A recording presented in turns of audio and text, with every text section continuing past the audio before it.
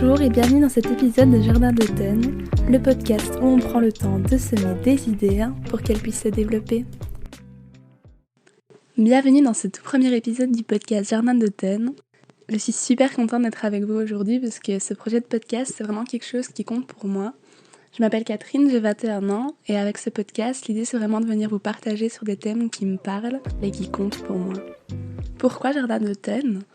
Parce que c'est en automne qu'on va venir planter certaines graines dans l'espoir qu'elles fleurissent au printemps et ça, c'est vraiment l'idée du podcast, c'est de pouvoir venir semer des idées pour qu'elles se développent et puissent peut-être mener à des réflexions. On commence ce podcast par un épisode en solo, mais j'espère vraiment avoir l'opportunité d'avoir des invités sur le podcast pour qu'on puisse vraiment échanger ensemble. Dans ce premier épisode, j'ai envie de vous parler d'un sujet qui me tient fort à cœur parce qu'il m'a beaucoup accompagnée dans les dernières années, c'est la confiance en soi. Il y a pas longtemps, je parlais avec une amie et elle me disait vouloir avoir plus confiance en elle. Et dans les dernières années, j'ai vraiment eu l'occasion de me rendre compte qu'on est fort démunis par rapport à ça. À aucun moment on va venir nous expliquer ou nous guider sur comment développer ça. Dans ce podcast, j'aimerais d'abord définir un peu avec vous ce que c'est la confiance en soi et à quoi elle est liée. Puis parler de tout ce que ça permet d'avoir confiance en soi. Et enfin, on parlera un peu de comment travailler là-dessus. Déjà, confiance en soi, c'est pas égal à valeur. Quand on parle de valeur, on parle d'estime de soi, alors que la confiance en soi, c'est plus axé sur la croyance en la capacité de faire quelque chose. Il y a vraiment cette notion de se penser efficace pour réaliser une tâche. Donc forcément, confiance et estime, elles sont super fort liées, et je pense que la plupart des gens les utilisent de façon assez interchangeable. Donc je parlerai des deux dans l'épisode. Si la confiance en soi, elle est liée justement à cette croyance en le fait d'être capable de faire quelque chose, elle va être impactée par plusieurs choses. Par exemple, d'abord, elle va être influencée par l'échec. Le fait de ne pas réussir à faire quelque chose, ça peut amener à penser qu'on n'est pas capable de faire ça, qu'on n'y arrivera pas.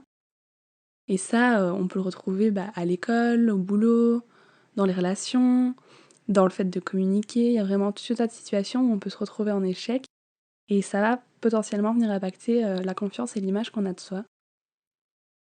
Idéalement, à ce moment-là, ce qu'il faudrait pouvoir faire, c'est réussir à dissocier notre personne de cette situation d'échec. Il n'y a pas de problème à pas réussir du premier coup, il n'y a pas de problème à pas réussir du 10e coup, et il n'y a même pas de problème à pas réussir du tout. On peut pas tout réussir, on est toutes et toutes différentes, donc c'est très bien comme ça, et ça fait pas de nous quelqu'un qui est pas capable ou qui a moins de valeur. Une deuxième chose qui va venir jouer sur la confiance, c'est l'anxiété. Donc ça fait qu'on est à l'ère de l'anxiété en ce moment et qu'il y a énormément de personnes qui en souffrent. D'ailleurs, si jamais c'est le cas, n'hésitez pas à vous renseigner sur ce qui est possible de faire pour vous aider. Comment est-ce qu'elle va venir influencer la confiance ? En gros, si vous avez des inquiétudes constantes, ça va venir influencer le fait de croire qu'on est capable de réaliser certaines choses. Ça va vous mettre dans un mindset où vous allez voir que le négatif. C'est important de prendre conscience de ça et de pouvoir venir prendre du recul sur ce qui se passe. Par exemple, imaginez vous avez un gros examen ou un gros entretien important qui arrive, forcément ça vous stresse, et là vous allez devenir anxieux ou anxieuse à cette idée-là, vous allez tout le temps y penser, et vous allez commencer à avoir des idées du style « Ouais, j'en suis pas capable, j'y arriverai pas, de toute façon je suis nulle, ça sert à rien que j'y aille ». Et ça forcément c'est le genre de comportement qui va pas venir booster votre confiance en vous. Par contre, si au moment où on fait de l'anxiété, on arrive un peu à comprendre ce qui se passe, on peut se dire « Ok, là, je suis en train de paniquer, mais c'est pas pour autant que je vais pas y arriver et que j'en suis pas capable. » J'aime beaucoup la mentalité de se dire si d'autres le font, pourquoi pas moi ? Ça permet un peu de remettre les choses en perspective et de voir que, au fond, c'est possible et ça permet de croire un peu plus en soi. Donc oui, ça a l'air super facile dit comme ça, mais ça se travaille. Je sais pas si vous avez déjà remarqué que on peut être super à l'aise, super confiant dans certains domaines de vie, et par contre se sentir super mal dans d'autres.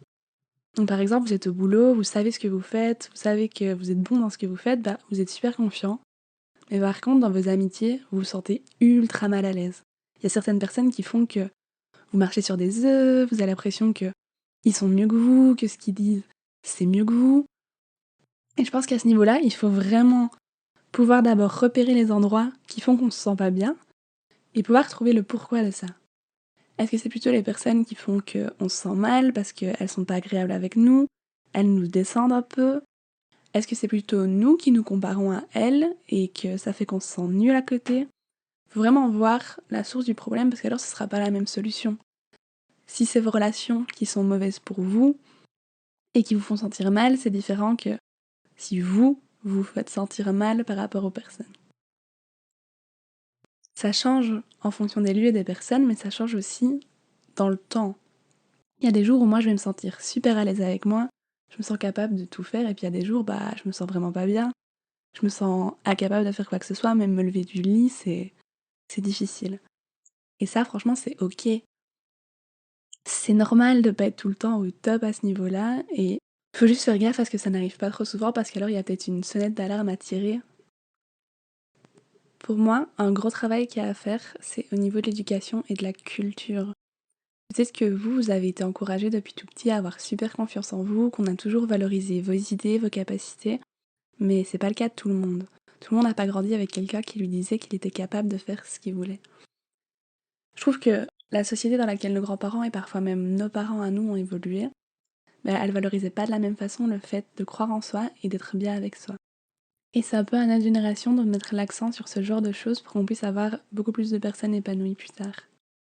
Si enfant, on nous apprenait à nous affirmer, à communiquer nos pensées, nos besoins, à respecter les différences des autres, nos différences, à séparer notre valeur en tant que personne du reste, je pense qu'il y a beaucoup plus de personnes qui seraient épanouies et qui auraient confiance en elles.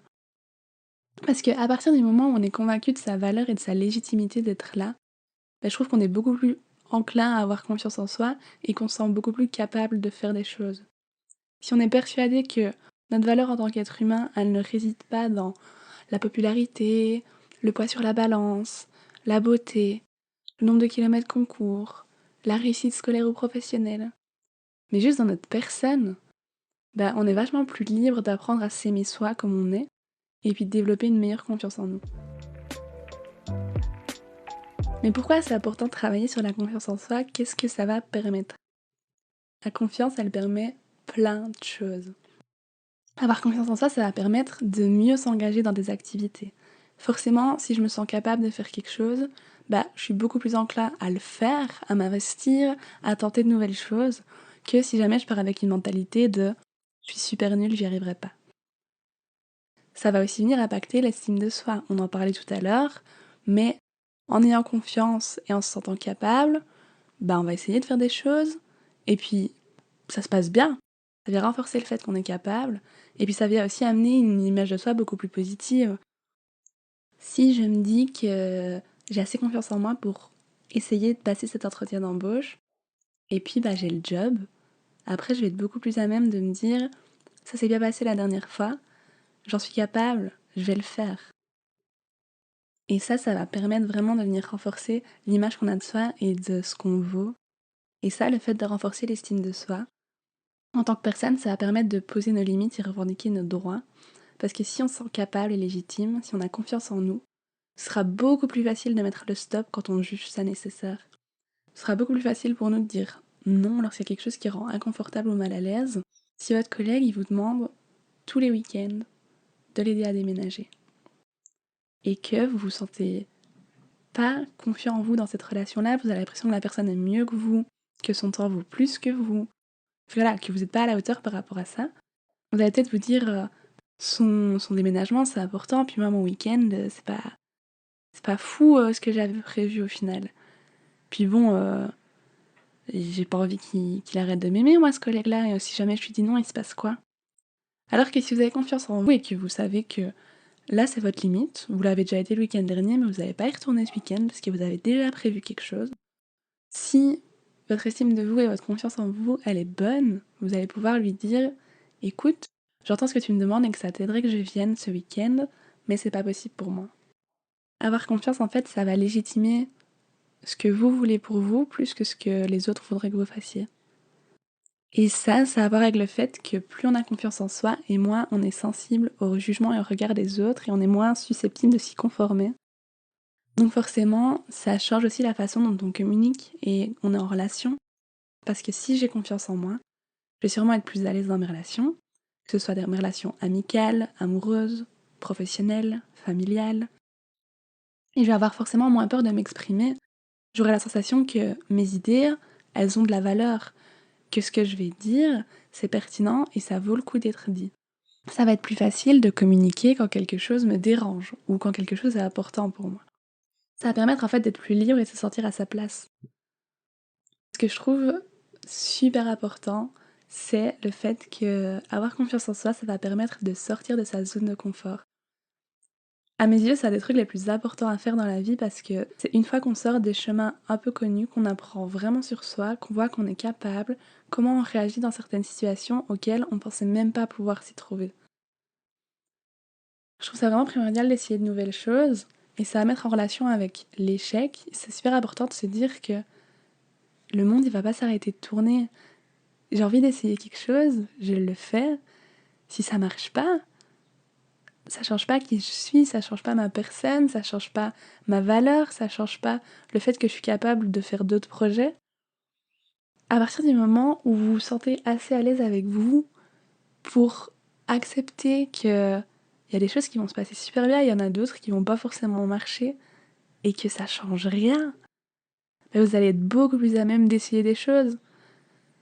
Et ça m'amène à la dernière partie de cet épisode, comment pouvoir travailler la confiance en soi. La confiance en soi, elle va se diviser en 3 piliers. Les pensées que vous allez avoir sur vous, les croyances en vos capacités et l'action. On peut travailler sur les croyances et les pensées. C'est pas très compliqué.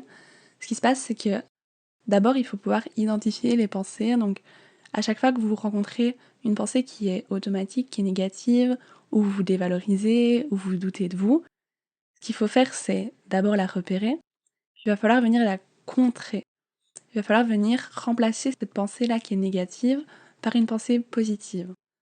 Si on reprend l'exemple de l'entretien qui nous stresse, ce qu'il faut faire d'abord, c'est repérer à chaque fois qu'on a une mauvaise pensée, qui est forcément automatique parce qu'on est comme ça depuis toujours, de type je vais pas y arriver, j'en suis pas capable, ça sert à rien de toute façon, ça en vaut pas la peine, j'en vaux pas la peine, ils me prendront jamais moi. Et venir remplacer ça par quelque chose comme je vais essayer, je ferai de mon mieux, ben j'en suis capable, il va rien se passer. Et faire ça, c'est pas forcément toujours facile parce qu'on a un peu. Enfin, le cerveau, il est formaté à penser comme ça. C'est un combat qui est permanent. Moi, il m'a fallu super longtemps pour que je commence un peu à croire en ce que j'essayais de convaincre mon cerveau. Mais au bout d'un moment, plus vous le faites, et en fait, ça va devenir automatique de remplacer le négatif par du positif et ça va vraiment venir totalement changer votre façon de penser. Ça va devenir une habitude. Mais c'est pas parce que ça devient une habitude qu'on va jamais retomber dedans. Il y a toujours des jours où c'est plus difficile de croire en soi. Et c'est ok. Faut pas vous dire que le fait de travailler votre confiance en vous, ça va être une évolution progressive et une ligne droite, alors que non, ça va être comme des montagnes russes. Il y aura des jours où vous vous sentirez capable de faire des choses, vous essayerez de faire des choses, ça va bien se passer et vous vous sentirez super bien. Et puis il y a forcément des jours où vous allez essuyer un échec, vous allez avoir une déception, et ça va remettre en question en fait tout ce que vous construisez. Mais c'est vraiment ça en fait, c'est qu'il faut apprendre à construire la confiance en soi. Bah, parfois vous allez vous prendre des rafales de vent qui vont enlever une tuile ou deux, il va falloir réparer, renforcer. Petit à petit, vous verrez que mettre des pensées positives là où il y a du négatif, ça va venir créer une armature plutôt solide. Une autre manière de travailler sur la confiance en soi, c'est au travers de l'action. Donc je le disais tout à l'heure, le fait de sortir de sa zone de confort, d'essayer des choses, ça va en retour améliorer la confiance en soi. L'idée, c'est vraiment de sortir du cercle vicieux de je suis pas capable, donc je le fais pas, bah je l'ai pas fait, donc je me sens encore moins capable, pour passer à un cercle beaucoup plus vertueux, dans le sens où j'ai assez confiance en moi pour essayer une activité, je suis pas sûre de moi, mais j'essaie et je vois ce que ça donne. Et je réalise l'activité, et puis j'y prends du plaisir, ça se passe bien, je me rends compte que j'étais capable, et ça a pas besoin d'être tout de suite les grosses activités que vous rêvez de faire depuis toujours, mais que vous vous sentez incapable de faire. Il va falloir commencer par des petits pas. Si vous remarquez que le domaine dans lequel vous avez le plus de mal à avoir confiance en vous, c'est l'expression de vous. Vous avez du mal à parler en groupe, vous êtes impressionné par les autres, vous n'allez pas vous mettre comme objectif de devenir le bout en train du groupe, d'être le lead, de prendre la parole à chaque fois et d'exprimer tout ce qui vous passe par la tête. Non, si on fait ça, on risque de se mettre dans une position d'échec et, je l'ai dit tout à l'heure, l'échec, ça peut impacter négativement la confiance en soi. Donc on va d'abord plutôt viser des petits pas. Par exemple, je m'assure que quand je suis dans le groupe et que j'ai envie de dire quelque chose, je garde pas cette pensée-là pour moi parce que je crois que mes paroles ne valent pas la peine. Et peut-être que je vais pas y arriver à chaque fois, peut-être qu'il y a des fois où je vais retomber dans mes travers et où je vais garder pour moi ce que je voulais dire parce que j'ai peur de ce que les autres vont en penser. Mais il y a des fois où je vais le faire. Je verrai que l'accueil des autres était pas négatif. Et ça s'est bien passé. Et ça va venir renforcer ma confiance en moi. Ça va venir renforcer la probabilité que je réessaie. Essayez, vous avez rien à perdre. Dans le pire des cas, il se passe rien. Dans le meilleur des cas, vous gagnez en confiance en vous, vous vous sentez mieux dans vos bottes, vous pouvez mettre en place des comportements dont vous avez envie. Part du principe que on a une vie, elle est quand même assez courte.